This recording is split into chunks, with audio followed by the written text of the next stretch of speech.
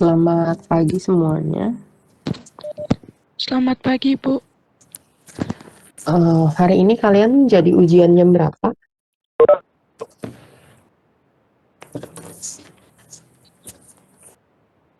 Di pengumuman Jam sama 11, gurunya Bu. jam 11, Bu. Oke. Ya, saya prepare aja. Oke, kalau begitu saya mulai aja langsung ya, biar nggak terlalu lama, karena waktunya cuma 50 menit. Suara saya jelas? Jelas, Ibu. Ya. Materi saya adalah tentang morfologi batang hari ini ya. Berarti kita belajar tentang penampakan morfologi ya, penampakan morfologi dari batang, kemudian sifat-sifatnya, fungsinya. Oke, saya langsung ke layoutnya aja.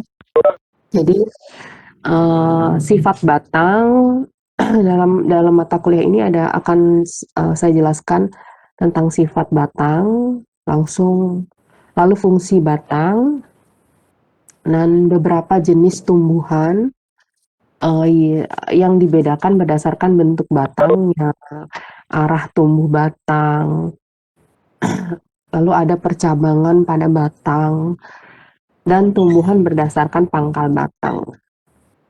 Oke, saya langsung mulai aja. Nah, untuk sifat batang, umumnya batang itu kan bentuknya panjang, bulat gitu ya. Panjang, bulat, seperti silinder atau bentuk lainnya. Walaupun nggak semua batang bentuknya silinder. Tapi umumnya panjang gitu ya. Pasti. Dan selalu bersifat aktinomorf. Aktinomorf itu berarti dia membentuk simetri radial. Artinya kalau dilipat berdasarkan ruas sumbu simetrinya itu saling membagi menjadi bagian-bagiannya sama ya. Nah, kemudian terdiri atas ruas-ruas yang masing-masingnya dibatasi oleh buku. Di mana pada buku-bukunya itu terdapat daun. Buku ini bisa diistilahkan sebagai nodes juga ya, nodes gitu ya. Nah, lalu tumbuhnya ke atas mengikuti cahaya matahari. Jadi biarpun misalnya tanaman itu pertumbuhannya miring gitu ya, misalnya potnya miring gitu, tapi dia pangkal batangnya tetap tumbuh tegak ke atas mengikuti arah dari matahari. Ya. Pertumbuhannya tidak terbatas karena kita berbicara tentang batang, di mana batang itu tumbuhnya tidak terbatas. Yang akan bertambah panjang itu adalah bagian ujung dari batang itu. Ya.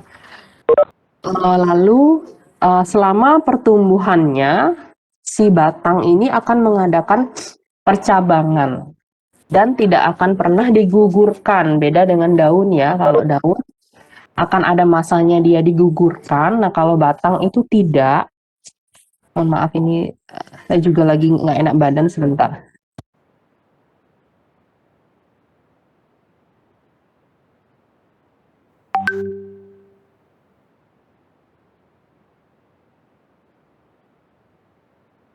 Jadi selama pertumbuhannya tuh dia akan membentuk cabang terus dan tidak akan digugurkan kecuali yang gugur itu ranting yang kecil-kecil ya. Itu pun mungkin karena rapuh, patah gitu ya. Nah, umumnya batang sendiri tidak berwarna hijau. Kalau kalian lihat tanaman-tanaman secara umum dia tidak berwarna hijau kecuali dia masih muda. Batangnya masih muda, kemudian umurnya pendek gitu ya. Misalnya rumput ya, itu juga tidak tidak hijau warna batangnya. Nah, ini yang dinamakan sebagai buku, ya, buku atau notes tadi.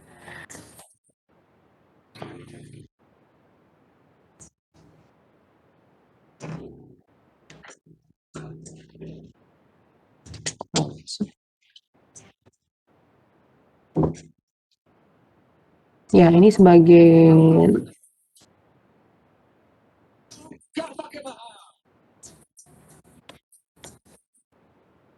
ini pulpen saya kok error.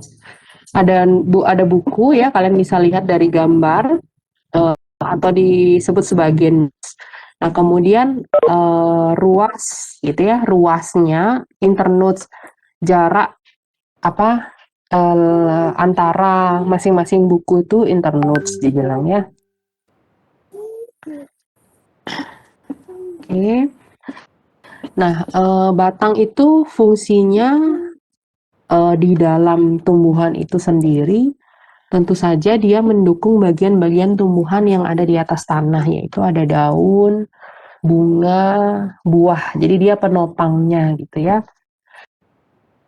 Nah, kemudian batang itu sendiri akan lebih sering selama pertumbuhannya dia kan akan melakukan percabangan seperti tadi sifat batangnya, di mana tujuannya dia melakukan percabangan untuk memperluas bidang asimilasi. Proses asimilasi di dalam tumbuhan salah satunya adalah proses fotosintesis. Jadi semakin jadi dia melakukan percabangan untuk memperluas bidang asimilasi. Jadi senyawa yang bisa dibentuk jadi lebih banyak kan gitu ya. Lalu akar sendiri fungsinya tentu saja untuk mengangkut air dan zat-zat makanan dari bawah ke atas dan mengangkut hasil asimilasi dari atas ke bawah. Dan untuk tempat menyimpan cadangan makanan.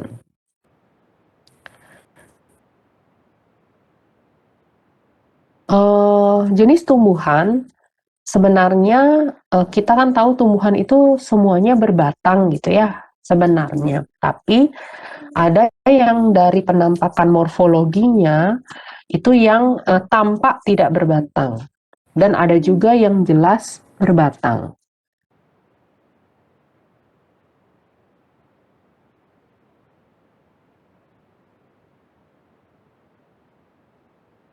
Ya, ada yang tampak jelas dia berbatang, jadi kelihatan batangnya. Ada yang batangnya tidak jelas, padahal ada, gitu ya.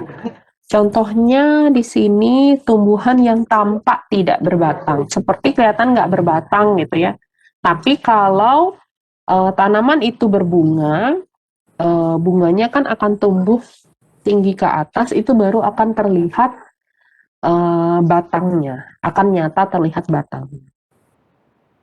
Jadi kenapa contohnya di sini ada loba, ada sawi ya, di mana tanaman ini tampak tidak berbatang karena memiliki batang pendek sehingga daunnya tampak keluar dari bagian atas akar. Jadi yang tampak keluar dari akarnya itu adalah daunnya.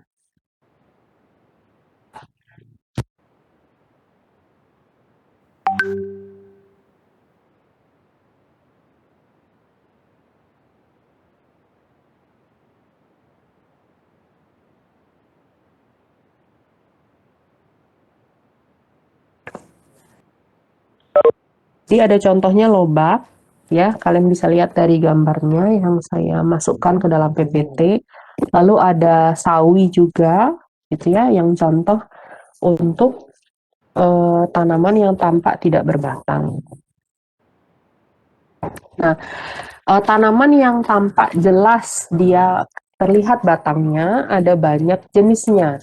Jika dilihat dari jenis batangnya, ya ada yang namanya batang basah, di mana batang basah itu batangnya lunak, berair, gitu ya, seperti misalnya tanaman bayam. Nanti kita lihat contohnya lagi, karena saya sudah menyediakan gambarnya setelahnya. Lalu ada batang yang berkayu, ya, Jadi dia memiliki batang yang keras dan kuat, biasanya pada tanaman pohon gitu ya, sama tanaman semak. Lalu ada batang jenis kalmus yang disebut sebagai batang rumput, yang contohnya di sini adalah tanaman rumput gitu ya, di mana batangnya tidak keras, memiliki ruas nyata dan berongga. Kalau yang hampir mirip dengan rumput ini adalah batang jenis kalamus. Ya, seperti batang rumput, tapi ruasnya jauh lebih panjang daripada batang rumput. Nih, contoh batang basah, ada beberapa tanaman ya, ada bayam, ada krokot, kemudian ada batang berkayu, tadi tanaman semak, ya. Biasanya kalau berkayu sudah pasti kan, kalau berkayu artinya dia ada lignin gitu ya, yang dihasilkan dari tanaman itu, jadi biasanya berwarna agak coklat. Ya, ada pohon mangga, salah satunya semak, tuh ya. Pohon nangka harusnya tanaman pohon gitu ya. Rambutan, jeruk bali, nah banyak nih contohnya kalau ini ke batang rumput.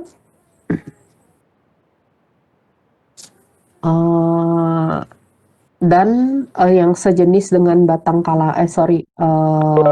rumput ini adalah padi, gitu ya, juga masuk ke dalam bagiannya. Lalu yang batang mendong itu adalah tanaman mendong itu sendiri.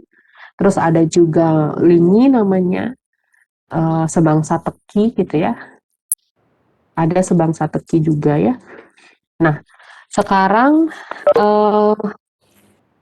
tadi itu adalah jenis-jenis contoh untuk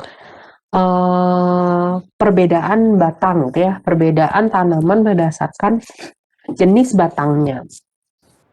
Nah, dari batang-batang yang ada di berbagai tanaman, bentuknya pun ternyata berbeda-beda. Ada yang bentuk batangnya bulat, seperti bambu sama kelapa itu kan bulat di situ ya. Lalu ada juga yang angularis. Angularis ini membentuk ada apa? Ada sudut gitu ya, ada sudut persegi, ada sudutnya, di mana angularis ini ada yang bentuknya triangularis dan ada yang bentuknya kuadrangularis. Triangularis ini seginya segitiga, kuadrangularis ini seginya segi 4. Contohnya yang segitiga ini batang teki gitu ya. Lalu yang segi 4 itu contohnya markisa, iler. Ini contohnya yang segi 4. Yang triangularis batang teki. Lalu ada bentuk batang yang pipih. Nah, kalau ini mungkin pastinya sering kalian lihat ya, seperti kaktus itu pipih, melebar, menyerupai daun, dan juga mengambil fungsi atau tugas dari daun itu sendiri. Jenisnya ada Phylocladia, ada Cladodadia. Ya, yang Cladodadia itu kaktus, seperti yang ada pada gambar pada slide. Nah, Phylocladia yang di sebelahnya ya, terlihat sebenarnya perbedaan batangnya. Nah, yang ini Phylocladia, kalian bisa lihat, yang ini kaktus ya, udah sering lihat. Lalu ini yang batang bulat, yang bagian atas. Dan ada batang persegi ya, ada batang persegi. Yang segitiga sama segi 4. Oke, ini rasanya nggak perlu saya tunjukin, kalian bisa memahami yang mana yang saya maksud ya. Nah, kemudian sifat batang juga jika dilihat dari permukaannya. Jadi kalau kalian pegang permukaan dari beberapa batang, ada yang licin. Ya, ada yang licin seperti jagung. Kemudian ada juga yang berusuk, ya, berusuk gitu ya. Kemudian ada juga yang beralur namanya. Jadi ini udah ada contohnya, 1, 2, 3, 4 ya, beralur. Jadi pada bujur batangnya terdapat alur yang jelas, kalian bisa lihat itu ya alur garisnya. Kemudian bersayap. Nah, bersayap ini biasanya pada batang yang bersegi. Ya, sifat yang bersayap ini biasanya ada pada batang yang bersegi, tetapi ada pelebaran tipis di bagian sudut-sudutnya. Ya, misalnya tanaman markisah tadi kan ya, quadrangularis ya, markisah itu.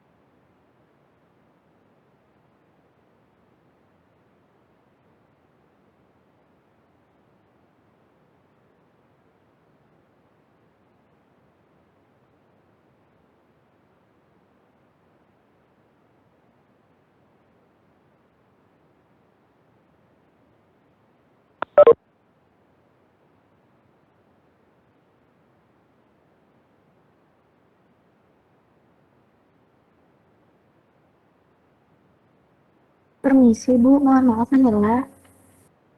Suaranya masih di mute Bu. Oh iya bener. Terima kasih atas koreksinya, saya nggak perhatiin. Tadi sampai mana ya suaranya tidak terdengar? Ini udah ya? Iya Bu, sudah. Oke. Sekarang permukaan batang lainnya ini Bu. Oke, ya, jadi permukaan batang lainnya kalian bisa lihat dari contoh yang ada di gambar ya. Ini juga sudah saya nomori, saya beri nomor pada gambarnya. Jadi yang berambut nomor 1. Kalau berduri kalian bisa mudah mengingatnya kan, mawar gitu ya, berduri. Kalau berambut ini contohnya ada tanaman pada tembakau ya. Tembakau itu berambut batangnya.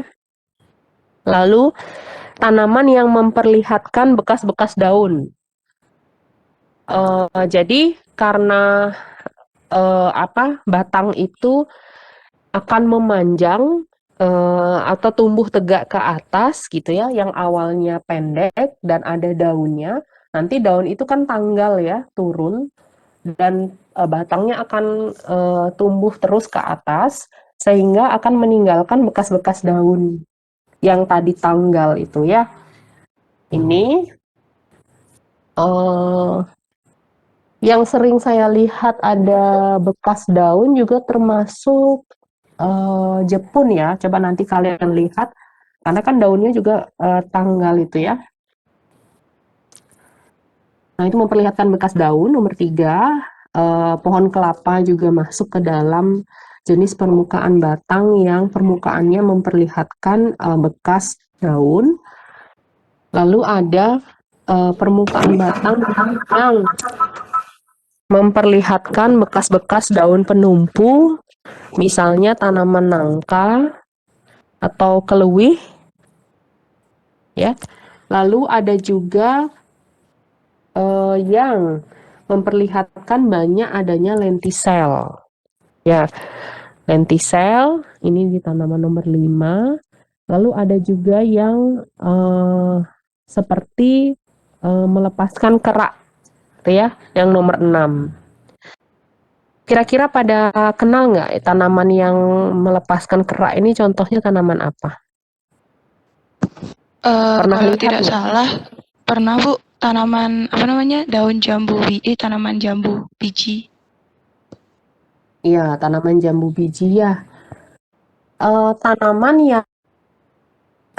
yang jambu biji ini keraknya terlihat jelas ya, lepas-lepas gitu. Nah, pada Iya Bu. permukaan batangnya kan terlihat putih-putih seperti tadi. Kalau nanti kalian perhatikan tanaman salam ya, itu juga permukaan batangnya hampir sama, tapi walaupun keraknya tidak sejelas tanaman jambu biji. ada bagian putih-putihnya. Kenapa saya bilang seperti itu? Si salam ini dengan jambu biji ini dia satu family. Satu family, makanya aroma daun jambu biji dan daun salam tuh sama. Aromanya sama. Coba nanti kalian perhatikan ya. Karena metabolit sekunder itu ada hubungan taksonomi juga. Jadi kan kalau di farmasi kita kan belajar metabolit sekunder yang dihasilkan dari sebuah tanaman gitu ya. Karena nantinya metabolit sekunder itu akan dikembangkan misalnya menjadi bahan baku obat tradisional, berarti ekstraknya, atau ingin diisolasi menjadi senyawa, diisolasi untuk mendapatkan senyawa atau senyawa aktifnya, isolatnya, yang nantinya akan dikembangkan jadi obat sintetis. Nah, biasanya pendekatan pengembangan obat dari bahan alam ini bagi penelitian baru gitu ya, new drug discovery itu pendekatannya adalah salah satunya saya katakan ya, tidak selalu, salah satunya adalah taksonomi. Jadi mereka yang ada pada kedekatan taksonomi, kita bisa anggap kira-kira dia memiliki senyawa yang serupa. Jadi kalau kalian misalnya punya tanaman salam sama jambu biji, coba dirobek daunnya, kalian cium aromanya, itu aromanya sama. Yang memiliki kedekatan sama ini jadi salah satu contohnya sirih ya. Sirih hijau, ada sirih merah, lalu ada lada hitam, ada apa lagi kedekatan taksonomi, cabai Jawa itu berada pada satu famili Piperaceae. Cabai Jawa, sirih merah, sirih hijau, nah itu sama-sama mengandung piperin di dalamnya. Walaupun jumlah piperinnya nggak sama, paling tinggi itu ada di ladanya, ya di lada hitam. Oke, selanjutnya arah tumbuh batang. Ya, jadi batang sendiri tadi kan saya sampaikan bahwa dia akan tumbuh selalu mencari cahaya, ya mencari cahaya matahari. Nah, tapi arah pertumbuhannya yang mencari cahaya matahari itu biasanya bagian ujungnya ya, bagian ujungnya pada beberapa tanaman. Tapi arahnya tuh nggak semuanya tegak lurus. Ada yang menjalar ya, ada tanaman menjalar, ada yang serong, ada yang memanjat, ada yang membelit ya. Jadi contohnya di sini ada yang tegak lurus atau dikenal sebagai erectus, lalu menggantung dikenal sebagai dependent atau pendulus. Ada juga yang berbaring dikenal sebagai humifusus. Ada yang menjalar atau merayap dikenal sebagai repens. Serong ke atas dan condong dikenal sebagai ascendens, mengangguk, memanjat, dan membelit. Nah, baru sekarang kita lihat contohnya ya. Contohnya sebenarnya sudah tertera pada slide ini, hanya saya lengkapi dengan gambar untuk melihat ilustrasinya atau membayangkan ya. Kalau yang pepaya ini dia contohnya, batangnya arahnya tegak lurus ke atas ya, lurus. Nah, untuk menggantung biasanya tanaman yang menggantung ini ada pada tumbuh-tumbuhan yang hidup di lereng atau di tepi jurang, atau pada tumbuhan yang hidup di atas pohon seperti anggrek yang memang sengaja digantung di pohon ya. Lalu untuk batang yang tumbuhnya berbaring, ini contohnya adalah semangka, di mana batangnya terletak di atas permukaan tanah, hanya ujungnya saja yang sedikit membengkok ke atas, ya mencari sinar matahari. Contohnya adalah semangka. Lalu ada tanaman yang tumbuhnya menjalar atau merayap, dan batangnya itu yang menjalar ini batangnya menjalar ya, batangnya berbaring. Kita bilang berbaring. Nah, kemudian dari buku-bukunya ini keluar akar-akar, di mana akarnya inilah yang menjadi ubiyah. Ini adalah cadangan makanan yang bisa dimanfaatkan oleh manusia. Lalu tanaman yang tumbuhnya condong, jadi dia dikatakan condong sebenarnya dari pangkalnya. Ini karena pulpen saya nggak bekerja ini.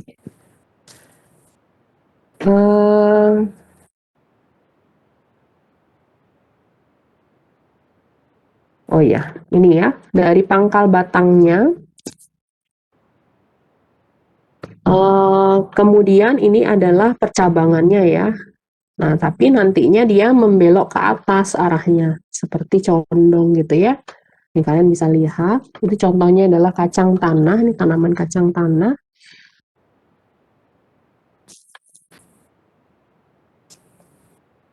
Lalu ada mengangguk, batangnya tumbuh tegak lurus ke atas, tapi bagian ujungnya lalu membengkok kembali ke bawah. Contohnya adalah bunga matahari.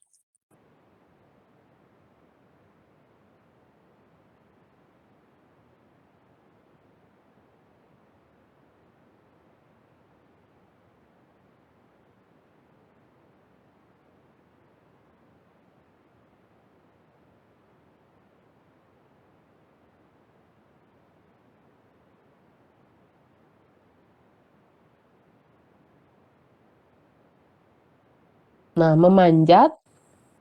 Nah, ada jenis batang yang tumbuhnya memanjat. Batangnya ini tumbuh ke atas itu menggunakan penunjang ya, penunjang. Ada sesuatu yang sebagai penunjang dia sehingga dia bisa naik ke atas. Ya, kalau pada gambar ini penunjangnya tumbuhan lain ya. Tapi seperti misalnya sirih ini pernah saya lihat yang digunakan penunjang itu adalah benda mati, seperti penjelasannya. Jadi penunjangnya bisa benda mati atau bisa tumbuhan lain. Nah, kemudian pada waktu batang itu naik ke atas, dia akan menggunakan alat-alat khusus untuk berpegangan pada penunjangnya. Jadi misalnya kalau tanaman sirih yang digunakan sebagai pelekatnya adalah akarnya. Ya. Lalu ada juga tanaman vanili, dia memiliki akar pembelit. Ada juga yang menggunakan cabang pembelit, contohnya adalah tanaman anggur. Ya, tanaman anggur. Lalu ada juga yang menggunakan daun pembelit. Ya, daun pembelit. Ada juga tangkai pembelit ya, seperti contohnya kapri. Nah, ini tangkai pembelit. Ada juga yang daun pembelit. Ada juga yang menggunakan kait ya untuk memanjat, seperti contohnya gambir. Dan ada juga yang menggunakan duri daunnya, misalnya pada rotan.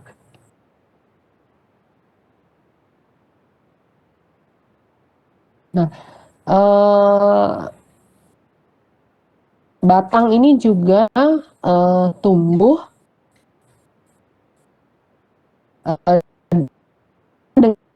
dengan cara memberikan arah, baik dia ke kiri, ada yang ke kiri, ada yang ke kanan. Nah, itu juga dibedakan.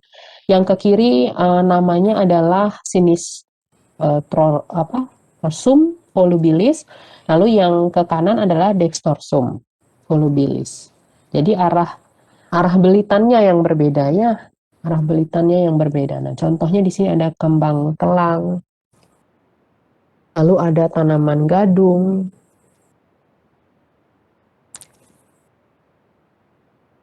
Untuk yang membelit ke kanan, Ya. Nah, kira-kira dari sana nanti dipelajari pelan-pelan untuk bisa menghafalkan jenis-jenisnya, karena otomatis dari morfologi ini akan lebih banyak dipelajari contohnya gitu ya, contoh tanaman dan pembagian-pembagiannya tadi. Nah, untuk percabangan pada batang, itu ada percabangan, cara-cara percabangannya berbeda-beda ya pada masing-masing tanaman. Di mana cara percabangannya ada yang monopodial, ada yang simpodial, ada yang dikotom. Untuk monopodial, batangnya itu jelas, terus lebih besar, batang pokoknya itu jelas, lebih besar, lebih panjang, lebih cepat bertumbuh daripada cabangnya. Itu yang dimaksud percabangan monopodial. Contohnya adalah tanaman cemara. Ya, semua tahu tanaman cemara. Lalu ada simpodial. Simpodial jenis percabangannya kalian bisa lihat pada gambar ini ya, di mana batang pokoknya sukar untuk kita tetapkan yang mana sih batang pokoknya sebenarnya ya, karena perkembangannya kalah besar atau kalah cepat dibandingkan cabangnya. Contohnya di sini tanaman sawo. Lalu ada tanaman yang percabangannya dikotom atau menggarpu, di mana percabangannya menjadi dua bagian sama besar. Contohnya adalah tanaman paku andam.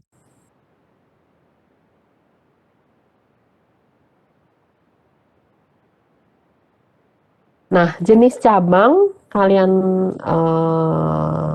pasti tahu bahwa cabang itu ada yang besar yang langsung keluar dari batang pokok yang disebut sebagai dahan, dan ada juga yang cabang-cabang kecil atau disebut sebagai ranting.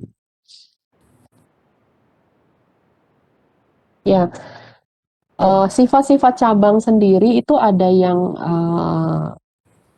geragih gitu ya, stolo atau flagellum, itu di mana cabang-cabang kecilnya yang panjang tumbuh merayap dari buku-buku itu keluar tunas baru gitu ya, dan ke bawah tumbuh akar. Ini kalian bisa lihat contohnya ya. Jadi dari buku itu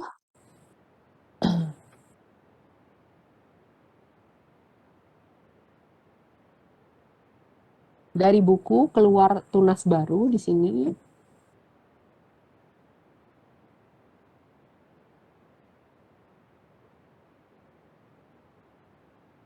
Ya, dari buku keluar tunas baru di sini.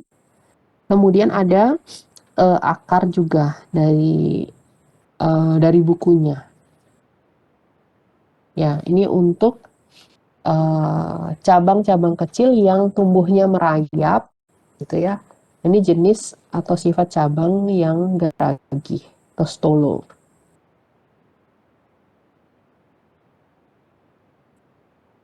Di ada sifat cabang wiwilan namanya, wiwilan. Jadi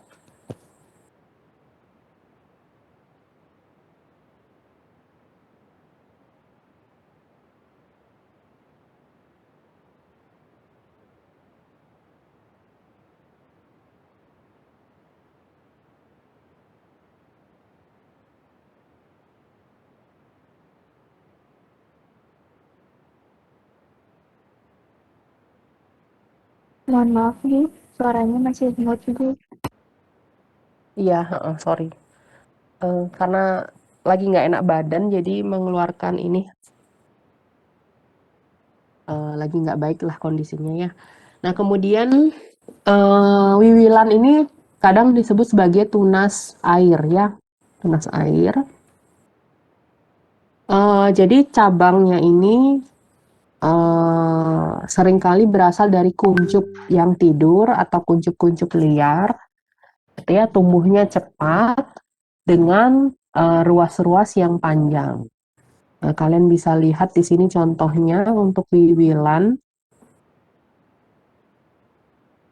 Nah, awal tumbuhnya seperti ini gitu ya. Nah, contohnya adalah pada tanaman kopi.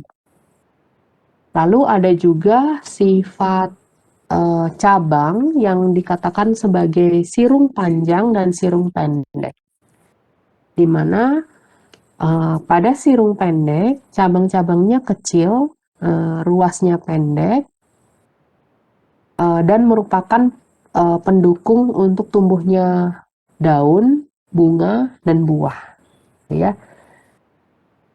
Kadang disebut sebagai cabang fertil karena dapat menghasilkan alat perkembangbiakan. Nah, untuk sirung panjang, dia merupakan pendukung daun, ya, memiliki ruas yang cukup panjang, dan pada cabang tersebut tidak dihasilkan bunga, sehingga sering disebut sebagai cabang mandul. Jadi sirung panjang ini kadang kita kenal sebagai virga, dan sirung pendek ini dikenal sebagai virgula.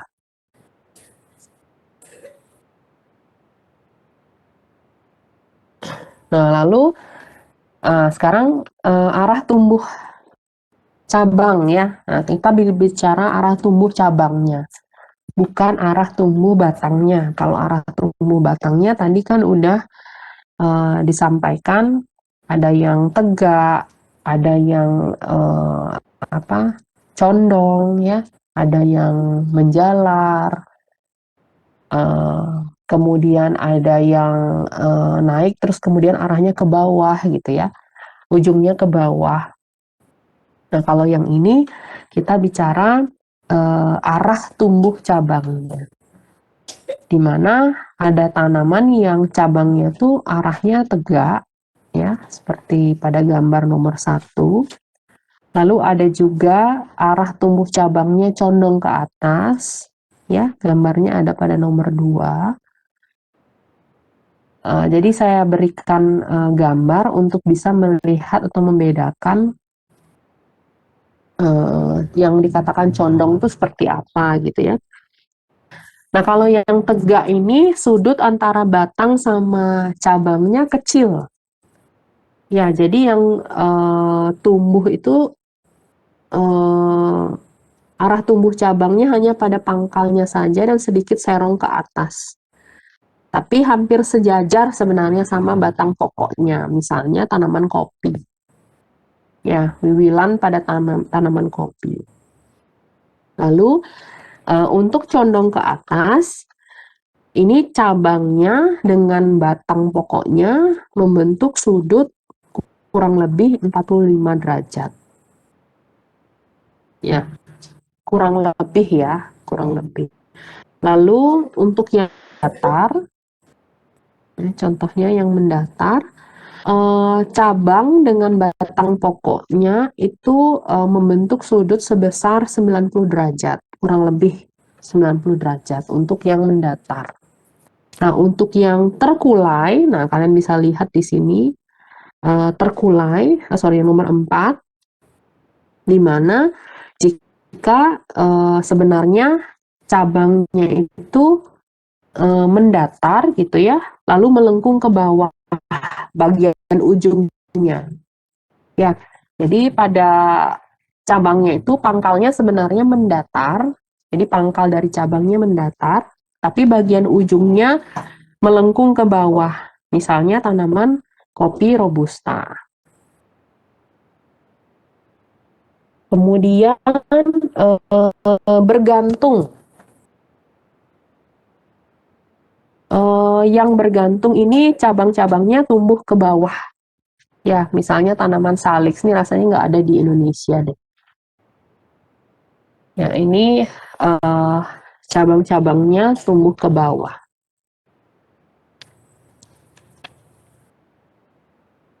Nah, kemudian, mohon maaf.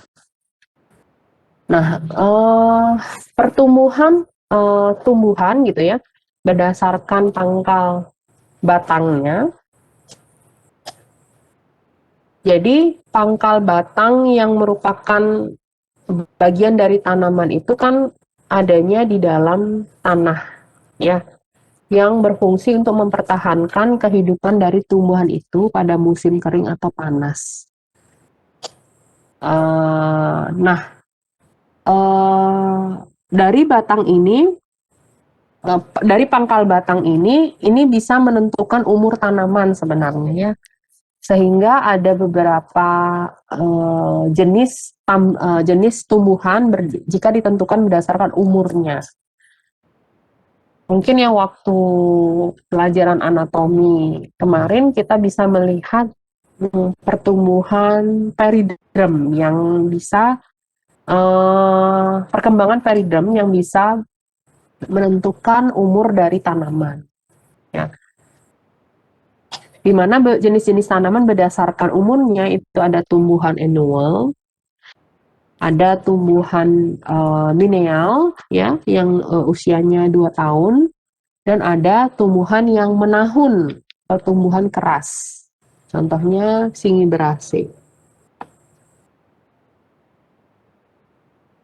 Ya.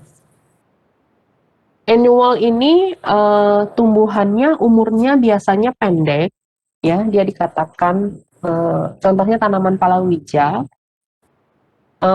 Kemudian umurnya katanya kurang dari 1 tahun, ya, dia sudah mati, atau paling banyak itu mencapai hanya 1 tahun saja.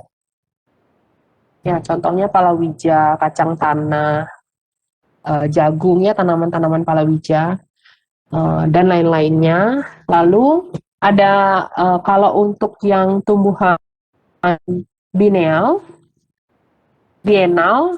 yang usianya 2 tahun, itu contohnya tanaman digitalis.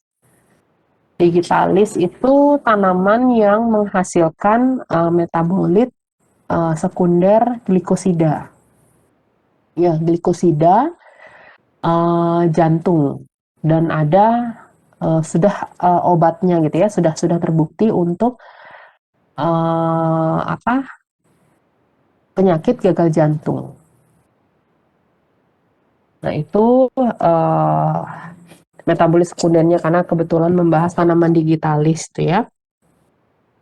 Lalu untuk tanaman yang tumbuhnya menahun atau tumbuhannya keras, itu dapat mencapai umur sampai bertahun-tahun, ya, sampai bertahun-tahun. Bertahun-tahun itu nggak sampai mati gitu, ya.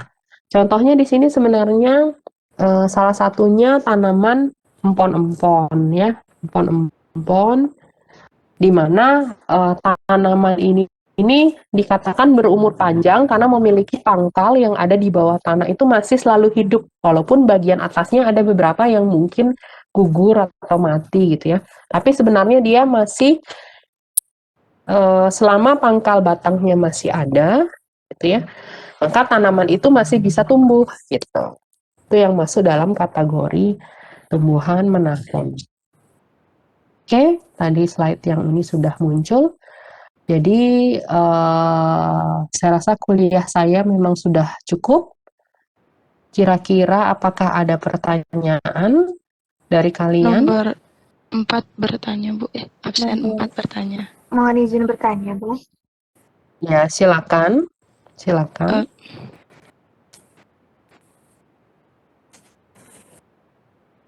Silakan. Langsung aja. Ya, saya dulu, Bu, ya.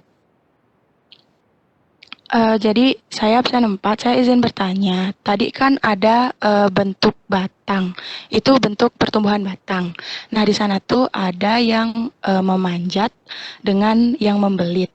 Nah, pertanyaan saya itu untuk pembedanya secara spesifik itu gimana ya, Bu? Karena kalau untuk bentuk batang dan memanjat, bentuk batang yang memanjat dan membelit itu sekilas terlihat sama, terus dia juga tumbuh pada tumbuhan lain. Terima kasih, Bu.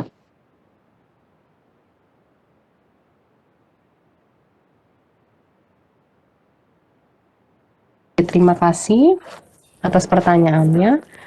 Jadi, kalau tanaman Kalau kita ingin membedakan antara tanaman yang memanjat sama membelit gitu ya.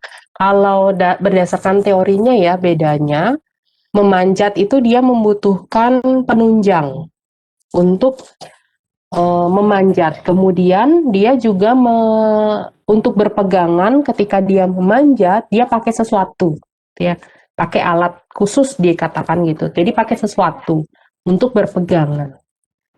Contohnya akarnya mungkin atau cabangnya.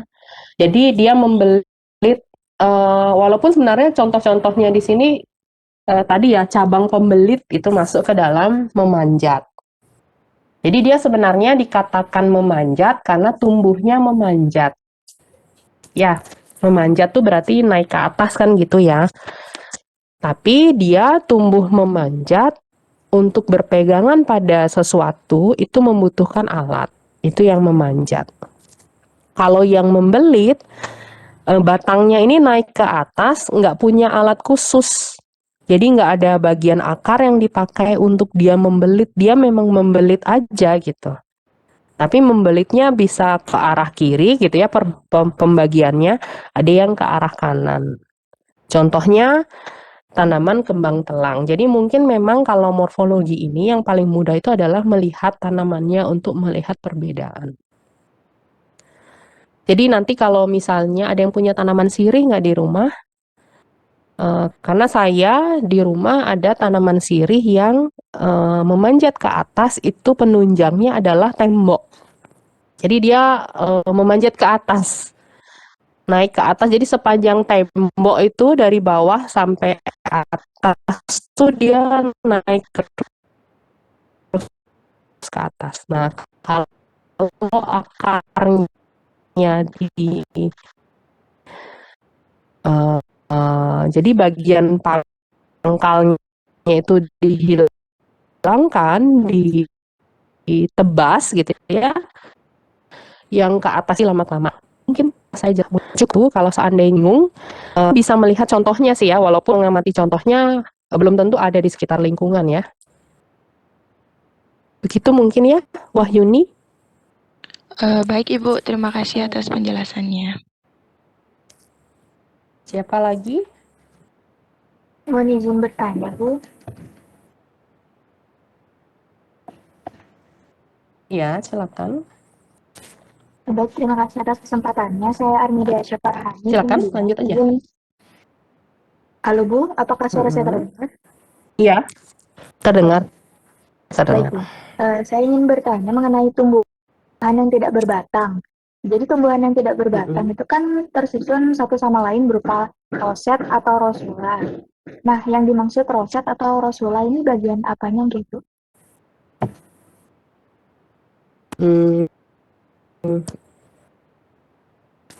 Oke, terima kasih.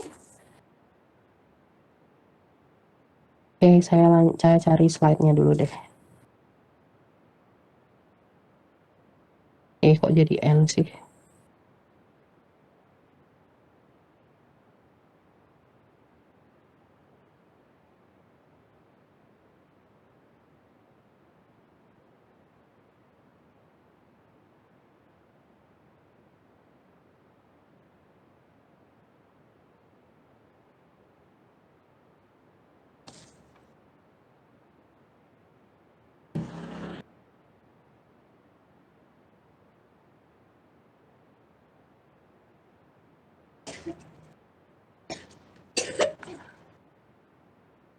Ya, jadi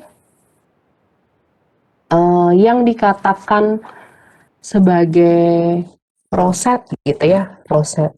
Roset itu sebenarnya istilah untuk susunan daun yang melingkar gitu ya, tersusun rapat, satu sama lain tersusun rapat, kemudian melingkar. Jadi melingkari batang gitu kali ya, melingkari batang karena batangnya kan nggak jelas, melingkari akar gitu misalnya kalau lobak nih ya, kalian bisa lihat tanaman lobak yang kita manfaatkan kan lobaknya ya, jadi daunnya ini roset atau melingkar. Itu sih Dek yang dimaksud dengan roset itu. Nah, tapi roset itu sendiri ada roset yang jadi tanamannya itu melingkar pada batangnya atau daunnya melingkar pada akarnya. Yang daun melingkar pada akar ini contohnya lobak ini, yang daun melingkar pada batangnya ada pohon kelapa juga ya sebagai contohnya. Itu. Gimana? Siapa namanya? Baik, Bu. Saya paham, Bu. Terima Siapa kasih namanya? banyak, Bu. Armida. Iya, Bu. Armida Syafran. Oke, ada lagi 9.20 ya. Ada lagi ataukah cukup?